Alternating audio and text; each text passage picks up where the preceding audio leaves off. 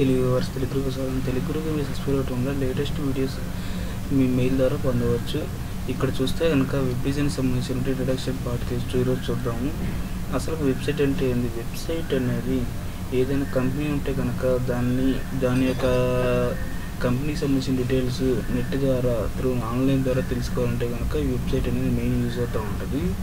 ఈ వెబ్సైట్లో చాలామంది వాళ్ళ యొక్క డిపెండెన్స్ని బట్టి, అంటే ఇప్పుడు లోకలా లేకపోతే నాన్ లోకలా, అంటే మీన్స్ ఇప్పుడు హైదరాబాద్ సంబంధించి ఉంది, హైదరాబాద్ వరకే ఒక వెబ్సైట్ డిజైన్ చేయటం, ఇండియా వరకు ఇంకో వెబ్సైట్ డిజైన్ చేయడం, లేకపోతే గ్లోబల్ ఏమంటే గ్లోబల్ వరల్డ్ వైడ్ ఒక వెబ్సైట్ డిజైన్ చేయడం, మన టార్గెట్ బట్టి ఇలా వెబ్సైట్స్ అనేవి డిఫరెంట్గా ఇప్పుడు చేంజ్ అయినాయి అన్నట్టు. వెబ్సైట్ డిజైన్ చేయటం వల్ల ఏంటంటే ఆన్లైన్లో ఎవరైనా మన యొక్క కంపెనీ గురించి తెలుసుకొని దాని యొక్క కంపెనీ మనకు అప్రోచ్ అయ్యి బిజినెస్ అనేది మూవ్ చేయడానికి కూడా యూజ్ చేస్తూ ఉంటారు. ఇక్కడ చూస్తే కనుక మనం వెబ్ డిజైన్ సైడ్ వస్తే కనుక వెబ్సైట్ అనేది వెబ్ డిజైనర్గా చెప్తే కనుక వెబ్సైట్ అంటే కనుక ఒక గ్రూప్ ఆఫ్ వెబ్ పేజెస్ని ఒక వెబ్సైట్ అంటారు.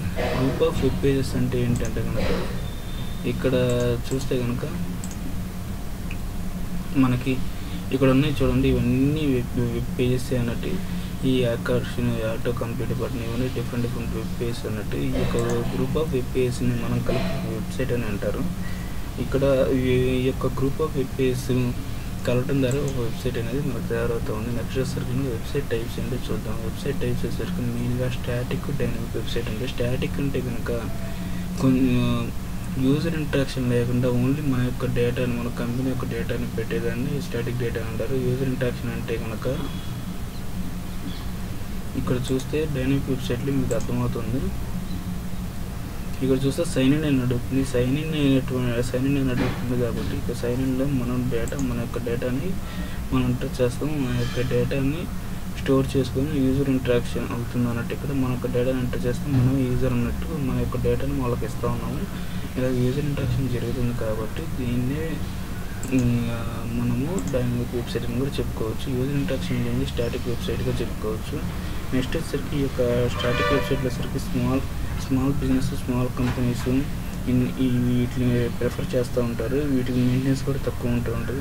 మనం ఆటోమేటిక్గా అప్డేట్ ఆటోమేటిక్గా అప్డేట్ అవుతుంది, మనమే చేయాల్సి వస్తుంది, మాన్యువల్గా మనం చేయాల్సి వస్తుంది. దీంట్లో వచ్చరికి వెబ్ పేజెస్ అనేవి కొంచెం లిమిటెడ్గా ఉంటాయని చెప్పుకోవచ్చు.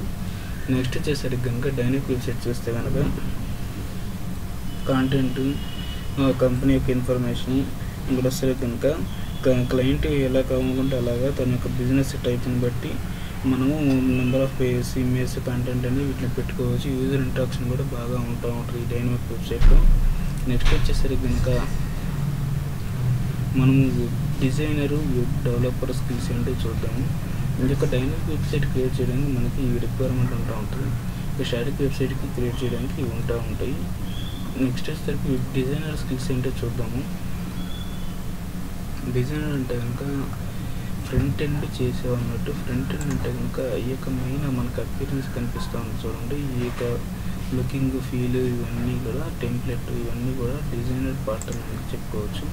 ఇప్పుడు చూస్తే మనకి మెయిన్గా రిక్వైర్మెంట్స్ వెళ్ళేసరికి Photoshop, HTML, CSS, JavaScript, flash, Dreamweaver work కనిపిస్తుంది. నెక్స్ట్ వచ్చేసరికి వెబ్ డెవలపర్ అంటే బ్యాక్ అండ్ ప్రొసీజర్. ఇప్పుడు ఏదైతే మనం డేటా ఎంటర్ చేసామో ఈ యొక్క డేటాని స్టోర్ చేసుకొని ఈ యొక్క మనం అడిగినప్పుడు మళ్ళీ రిట్రీవ్ చేసి ఇవ్వడానికి, కాల్ చేసి ఇవ్వడానికి చూపించేదాన్ని వెబ్ డెవలపింగ్ స్కిల్స్ అంటారు. ఆ యొక్క డేటాని క్రియేట్ చేయడం, MySQL డేటా, ఇలా PHP, .NET, MySQL. ఇప్పుడు మనం ఇవి రెండిట్లో కనుక చూస్తే డిజైనింగ్ పార్ట్ కొంచెం ఈజీ అని చెప్పుకోవచ్చు. డెవలపింగ్ అనేది కొంచెం కష్టంగా చెప్పుకోవచ్చు. కాకపోతే డిజైనింగ్ కంటే డెవలపింగ్ క్రియేట్ చేసిన వెబ్సైట్ మార్కెట్లో మోర్ వాల్యుబుల్ ఉంటుంది అంటారు. నెక్స్ట్ వచ్చేసరికి డిజైనింగ్ పార్ట్ సైడ్ వచ్చేసరికి కనుక ప్రజెంట్ ఈ స్కిల్స్తో పాటుగా మనకి లేటెస్ట్ స్కిల్ అనేది రెస్పాన్సివ్ వెబ్ డిజైన్ అనేది ఉంది. రెస్పాన్సివ్ వెబ్ డిజైన్ అంటే కనుక ఒక ల్యాప్టాప్లో కానీ, ట్యాబ్లెట్లో కానీ, మొబైల్లో కానీ చూస్తే కనుక ఆ యొక్క వెబ్సైట్ ఈజీగా వర్క్ అయ్యే విధంగా, ఫీల్ అండ్ గుడ్ ఉండే విధంగా ఇప్పుడు వచ్చింది అన్నట్టు. దానికి మనకు రిక్వైర్మెంట్ రెస్పాన్సివ్ వెబ్ డిజైనింగ్ అన్నట్టు. ఇది మాన్యువల్గా కూడా ఉంది, మళ్ళీ ఇన్బిల్ట్ కూడా ఉంది అన్నట్టు. వీటి గురించి మళ్ళీ ఎక్స్ప్లెయిన్ చేస్తాం viewers. Process of web designing కదా. అసలుకి ఈ యొక్క వెబ్ డిజైనింగ్ ప్రాసెస్ ఎలా స్టార్ట్ అయింది, మీరే వెబ్ డిజైనర్స్ అనుకోండి, మనం చేయాల్సినటువంటిది ఏందో చూద్దాము. నెక్స్ట్ ఒక క్లయింట్ మనకి ఎవరైతే మన దగ్గరికి వచ్చిన క్లయింట్, ఆ యొక్క క్లయింట్ దగ్గర మనము అతనికి ఈ వెబ్సైట్ ఎలా ఉండాలి, ఏ మోడల్లో ఉండాలి, అతను రిలేటెడ్గా ఏమైనా వెబ్సైట్ ఆల్రెడీ చూసాడా, ఉంటే ఇంకా వెబ్సైట్ ఆ వెబ్సైట్లోనే కావాలా, లేకపోతే ఆ యొక్క క్లయింట్ రిక్వైర్మెంట్ మనం ఫస్ట్ పేపర్లో నోట్ చేసుకుంటాం. నోట్ చేసుకొని అతనికి కావలసిన డిజైన్ మనం ఏదైతే ఉందో ఇక్కడ 2 వేస్లో మనం చూపించవచ్చు అన్నట్టు. ఒకటి గ్రాఫికల్ డిజైన్ చేయొచ్చు, ఇంకోటిసరికి నార్మల్గా డిజైన్ చేసి చూపించచ్చు. గ్రాఫికల్ ఏంటి కనుక ఫోటోషాప్లో అన్నట్టు, ఫోటోషాప్లో టెంప్లెట్ మనం అతను ఎట్లయితే కావాలనుకున్నాడో ఆ టెంప్లెట్ డిజైన్ చేసి ఆ డిజైనింగ్ ఓకే అంటే కనుక 4-5 టెంప్లెట్స్ చూపిస్తాం. ఎగ్జాంపుల్ టెంప్లెట్స్ ఈ విధంగా కావాలి ఓకే అన్నాడంటే కనుక దాన్ని లైవ్ ప్రాజెక్ట్గా తీసుకొని మనం ఇక్కడ డిజైన్ చేసి HTML CSS చేస్తూ డిజైన్ చేసి క్లయింట్కి చూపిస్తాం. ఫస్ట్ ఇట్లా చూపించడం వల్ల ఏంటంటే క్లయింట్ ఏమైనా ఇలా ఈ విధంగా కావాలని చెప్పినప్పుడు మనం ఈజీగా ఈ ఫోటోషాప్లో ఈజీగా చేయొచ్చు అన్నట్టు. ఈ చేసిందని మనం ఇక్కడ పెట్టి మనం డిజైన్ చేయొచ్చు అంటే ఈ విధంగా మన యొక్క వర్క్ని ఫ్రీగా చేసుకోవచ్చు అన్నట్టు. నెక్స్ట్ ఒకసారి కనుక మనం వెబ్ డిజైనింగ్లో చూసినటువంటి స్కిల్స్ ఉన్నాయి కదా, ఆ యొక్క స్కిల్స్ గురించి కొంచెం చెప్దాము. ఇక్కడ చూస్తే కనుక మనం మెయిన్గా ఇక్కడ Photoshop, HTML, CSS, JavaScript, flash, Dreamweaver, responsive web design, domain hosting గురించి చెప్పుకుంటున్నాము. ఇక్కడ ఫోటోషాప్ అంటే కనుక మీకు ఆల్రెడీ ఈ ఫోటోషాప్ సంబంధించిన వీడియోస్ కూడా మన యొక్క తెలుగు గురు దాంట్లో కూడా వీడియోస్ ఉన్నాయి, వాటిని దాన్ని చూసి నేర్చుకోవచ్చు. ఇక ఫోటోషాప్లో చూస్తే కనుక మెయిన్ ఫోటోషాప్ దేనికి వాడతారంటే కనుక ఇట్లా మన యొక్క వెబ్ డిజైన్ సంబంధించిన టెంప్లెట్ ఎడిటింగ్, యొక్క లోగో క్రియేషన్కి ఇలాగ ఈ విధంగా చాలా రకాలుగా యూజ్ చేస్తూ ఉంటారు. ఫోటోషాప్ అనేది ఎప్పటికైనా మస్ట్ అండ్ రిక్వైర్మెంట్గా కూడా ఉంది. నెక్స్ట్ వచ్చేసరికి కనుక మనం చూస్తే HTML అన్నట్టు. HTML అంటే కనుక హైపర్ టెక్స్ట్ మార్కప్ లాంగ్వేజ్. ఇది కంటెంట్ని వెబ్ పేజెస్లో డిస్ప్లే చేయడానికి ఇది యూజ్ చేస్తూ ఉంటారు. ఒక వెబ్ పేజ్లో ఇమేజ్ డిస్ప్లే అవ్వాలన్నా, వీడియో డిస్ప్లే అవ్వాలన్నా, ఏంటి కంటెంట్ డిస్ప్లే అవ్వాలన్నా HTML అనేది మెయిన్గా యూజ్ చేస్తూ ఉంటారు. నెక్స్ట్ వచ్చేసరికి ఈ డిస్ప్లే అయినటువంటి HTML యూజ్ చేసి డిస్ప్లే అయినటువంటి కాంటెంట్ కొంచెం స్టైల్గా కలర్స్, మనకు కావాల్సిన కలర్స్ కొంచెం స్టైల్గా కానీ అపియరెన్స్ ఫీల్ అని బాగుండాలంటే కనుక మెయిన్గా CSS యూజ్ చేస్తుంటారు. CSS అంటే కనుక కాస్కెటింగ్ స్టైల్ షీట్ అన్నట్టు. మనము దానికి డిఫరెంట్ స్టైలింగ్ షీట్స్లో ఈ యొక్క HTMLకి మనం యూజ్ చేయొచ్చు అన్నట్టు. ఇక్కడ చూస్తే కనుక ఈ విధంగా కలర్స్ వచ్చింది చూడండి. ఈ కలర్స్ అనేది కూడా CSS మెయిన్ యూజ్ చేస్తూ ఉంటారు. నెక్స్ట్ వచ్చేస్తాను కనుక మనం జావాస్క్రిప్ట్, HTML, CSS యూజ్ చేసిన తర్వాత వేరుపడినటువంటి వెబ్ పేజెస్కి కొంచెం యాక్షన్స్ కానీ కావాలంటే కనుక వీటిల్లో మెయిన్ యాక్షన్స్ సంబంధించినటువంటి మెయిన్ మనం చూస్తే ఎగ్జాంపుల్గా ఇక్కడ చూస్తే చూడండి వ్యూవర్స్, ఇది ఈ విధంగా టైప్ చేస్తే ఈ యాక్షన్ చూపించింది చూడండి. ఈ యాక్షన్ చూపించాలంటే కనుక మెయిన్ మనకి జావాస్క్రిప్ట్ అనేది ఉంటుంది. ఈ రకంగా కొంచెం డిఫరెంట్గా యాక్షన్స్ చూపించాలంటే కనుక మనం మెయిన్ జావాస్క్రిప్ట్ మీద డిపెండ్ అవ్వాల్సి వస్తుంది. డిఫరెంట్ ఫంక్షనాలిటీ అనేది ఈ జావాస్క్రిప్ట్ మీద ఉంటుంది అన్నట్టు. ఈ జావాస్క్రిప్ట్లో కూడా jQuery ప్లగిన్స్ అని ఉంటాయి. ఇప్పుడు మీకు చూపించినటువంటి యాక్షన్ చూడండి. ఈ యొక్క యాక్షన్ సంబంధించినటువంటి మనం కోడింగ్ సోర్స్ కోడింగ్ కొడితే సోర్స్ కోడ్ వస్తుంది. సోర్స్ కోడ్స్ని మనం కాపీ పేస్ట్ చేస్తే మన యొక్క ఈ విధమైన యాక్షన్ మనం కూడా పొందవచ్చు అన్నట్టు. అది కూడా ఒక ప్లగిన్ అన్నట్టు. ఆ యొక్క jQuery ప్లగిన్ మనం తీసి యూజ్ చేసుకోవచ్చు అన్నట్టు. నెక్స్ట్ వచ్చేసరికి ఫ్లాష్ వస్తే కనుక యానిమేషన్ అన్నట్టు. ఫ్లాష్ వచ్చేసరికి ఈ యొక్క యానిమేషన్ని మనము ఇప్పుడు ఫ్లోటో డానికి 2D యానిమేషన్గా ఇది యూజ్ 2D అన్నట్టు యానిమేషన్గా ఫ్లాష్ అనేది యూజ్ చేస్తూ ఉంటారు.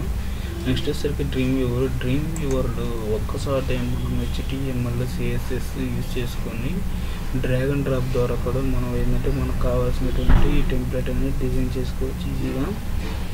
మనకు కావాల్సిన ఫైల్స్ కూడా మొత్తం సంబంధించిన HTML, CSS సంబంధించిన ఫైల్స్ కూడా మనం డ్రీమ్వీవర్ అనేటువంటి సాఫ్ట్వేర్లో మనం పెట్టుకొని యూజ్ చేసుకోవచ్చు అన్నట్టు. నెక్స్ట్ వచ్చేసరికి కనుక రెస్పాన్సివ్ వెబ్ డిజైనింగ్ అన్నట్టు. ఈ రెస్పాన్సివ్ వెబ్ డిజైనింగ్లో 990 పిక్సెల్ కన్నా ఎక్కువగా ఉంటే కనుక విడ్త్ దాని డెస్క్టాప్ వర్షన్ అని, ట్యాబ్లెట్స్ అంటే కనుక 768 నుంచి 990 పిక్సెల్ మధ్యన ఉంటే కనుక దాని ట్యాబ్లెట్స్ కింద కానీ, మొబైల్స్ అంటే కనుక 768 పిక్సెల్ కన్నా తక్కువ ఉంటే కనుక దాన్ని మొబైల్స్ కింద ట్రీట్ చేస్తూ ఉంటారు. రెస్పాన్సివ్ వెబ్ డిజైన్ డెస్క్టాప్, ట్యాబ్లెట్కి, మొబైల్స్కి మూడింటికి సేమ్ బ్రౌజరే, కానీ బ్రౌజర్ యొక్క సైజెస్ని బట్టి మనకి ఇవి డిఫరెంట్ వేరియేషన్స్గా ఉంది. మనం తయారు చేసినటువంటి వెబ్సైట్ ఈ యొక్క డెస్క్టాప్, ట్యాబ్లెట్, మొబైల్స్లో వర్క్ అయ్యే విధంగా మనం తయారు చేయడం ఈ రెస్పాన్సివ్ యొక్క వెబ్ డిజైన్ యొక్క మెయిన్ పని అన్నట్టు. ఇక్కడ చూసాను మీరు మొబైల్లో ఏమైనా గూగుల్ సెర్చ్ చేస్తే కనుక మీరు ఇప్పుడు ప్రజెంట్ వచ్చినటువంటి గూగుల్ అప్డేట్ ద్వారా మీరేం వెబ్సైట్ చూస్తే మనకు 10 రిజల్ట్స్ వస్తాయి కదా ఫస్ట్ పేజ్లో. ఆ యొక్క 10 రిజల్ట్స్లో మీరు గమనిస్తే ఇంకా బ్లూ లింక్ కిందనే మనకి మొబైల్ ఫ్రెండ్లీ అని వస్తుంది. ఒకసారి నేను చూపిస్తాను. ఇంకా బ్లూ లింక్ ఉంది కదా, ఇక్కడ బ్లూ లింక్ ఈ కిందనే మనకి మొబైల్ ఫ్రెండ్లీ కాదనేటువంటిది ఆ వెబ్సైట్ గురించి మనకి చెప్తూ ఉంటుంది అన్నట్టు. నెక్స్ట్ వచ్చేసరికి కనుక మీరు ఎంత ప్రొసీజర్ చేసి ఒక టెంప్లెట్ డిజైన్ చేసి ఒక వెబ్సైట్ డిజైన్ చేసి అయిపోయిన తర్వాత నెక్స్ట్ మనకు కావాల్సింది ఏంటంటే కనుక మనకి ఆ యొక్క డిజైన్ చేసినటువంటి పార్ట్కి దాని యొక్క వెబ్సైట్కి నేమ్ ఏం పెడతాము, ఆ యొక్క నేమ్కి సంబంధించినటువంటిది ఈ డొమైన్ అన్నట్టు. నెక్స్ట్ వచ్చేసరికి ఆ డొమైన్ మనం ఎలా ఎంచుకోవాలి, హోస్టింగ్ ప్లాన్ ఏది మంచిది, డొమైన్ ఏది మంచిది, దాని గురించి నేను ఆల్రెడీ ఈ తెలుగులో వీడియో చేస్తున్నాను. ఆ యొక్క వీడియోని మీరు చూసి తెలుసుకోగలని చెప్తా ఉన్నాను. ఈ విధంగా ప్రజెంట్ వీటిలో నేను ప్రజెంట్ వచ్చేసరికి కనుక ఫోటోషాప్ HTML ఆల్రెడీ స్టార్ట్ చేసాను. నెక్స్ట్ వచ్చేసరికి డొమైన్ హోస్టింగ్ గురించి చెప్పేసాను.